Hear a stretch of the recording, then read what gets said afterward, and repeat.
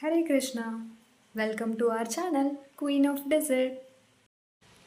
ఈరోజు మనం ఈ వీడియోలో ఆనియన్ పకోడీకి పాలకూర లేదా వాము లేదా బజ్జీకి డిఫరెన్స్ ఏంటో తెలుసుకుందాం. Let's go to video. మన ఛానల్లో ఆల్రెడీ వాము పకోడీ అప్లోడ్ చేశాను. ఫస్ట్ ఆ వీడియో చూసేయండి, మీకు డిఫరెన్స్ అర్థమైపోతుంది.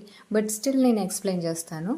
యాక్చువల్లీ పాలకూర పకోడీ వాము పకోడీ లాగా ముందు శనగపిండిని కలిపేసి పెట్టుకొని దాంట్లో మెయిన్ ఇంగ్రీడియంట్ యాడ్ చేయకుండా ఆనియన్ అండ్ క్యాబేజీ పకోడీకి ఏంటంటే ఫస్ట్ మనం చిన్న స్లైసెస్గా సన్నగా మనం కట్ చేసుకొని దాంట్లో మనకు స్పైసెస్ ఉప్పు కారము కొంచెం మసాలా అండ్ నేనైతే ధనియా క్రష్ చేసి వేసాను, అవి కూడా యాడ్ చేసుకొని ఆ తర్వాత మనం బేసిన్ యాడ్ చేసుకోవాలి. అది కూడా చాలా తక్కువ అమౌంట్లో, నేనైతే 2 స్పూన్స్ మాత్రమే యూజ్ చేశాను.